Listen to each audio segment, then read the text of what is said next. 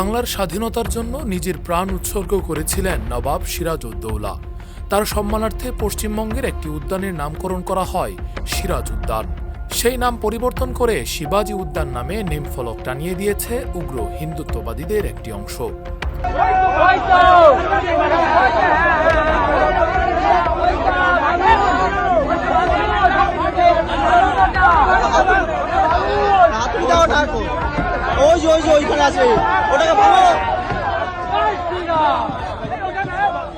পশ্চিমবঙ্গের রাজনৈতিক পালাবদলের পর নতুন করে ইতিহাস, পরিচয় ও সংখ্যালঘু নিরাপত্তা নিয়ে বিতর্ক তীব্র হয়ে উঠেছে। বিজেপির বিজয়ের পর উত্তর ২৪ পরগনার বারাসাতে অবস্থিত সিরাজ উদ্যানের নাম পরিবর্তন করে শিবাজী উদ্যান করার ঘটনায় সামাজিক যোগাযোগ মাধ্যম সহ বিভিন্ন মহলে সমালোচনার ঝড় উঠেছে।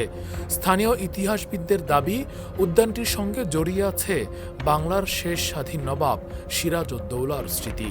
কথিত আছে, কলকাতায় ব্রিটিশদের দুর্গ নির্মাণের বিরুদ্ধে অভিযানের সময় নবাবের সৈন্যরা ওই এলাকায় অবস্থান নিয়েছিল এবং পাশের পুকুরে ঘোড়া ও হাতির জন্য পানি সংগ্রহ করা হয়েছিল। সেই ঐতিহাসিক স্মৃতিকে ধারণ করেই পার্কটির নাম রাখা হয়েছিল সিরাজ উদ্যান।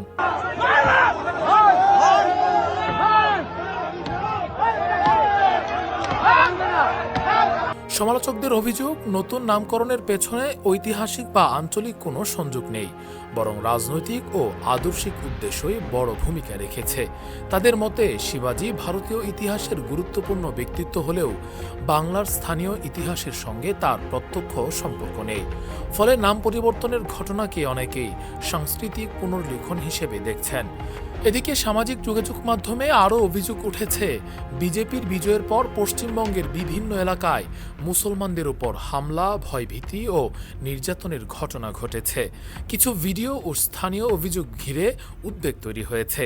সমালোচকদের প্রশ্ন, বাংলাদেশে সংখ্যালঘু হিন্দুদের উপর তেমন কোনো হামলার ঘটনা না ঘটলেও গুজবের প্রভাবে যেমন আন্তর্জাতিক প্রতিক্রিয়া ও কূটনৈতিক তৎপরতা দেখা যায়, পশ্চিমবঙ্গের মুসলমানদের বিষয়ে তেমন উচ্চকণ্ঠ অবস্থান খুব কমই চোখে পড়ছে।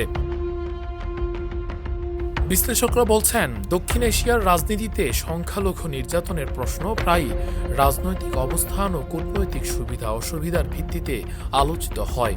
ফলে এক দেশে সংখ্যালঘু নির্যাতনের ঘটনায় তীব্র প্রতিক্রিয়া তৈরি হলেও অন্য দেশে একই ধরনের অভিযোগ তুলনামূলকভাবে কম গুরুত্ব পায়।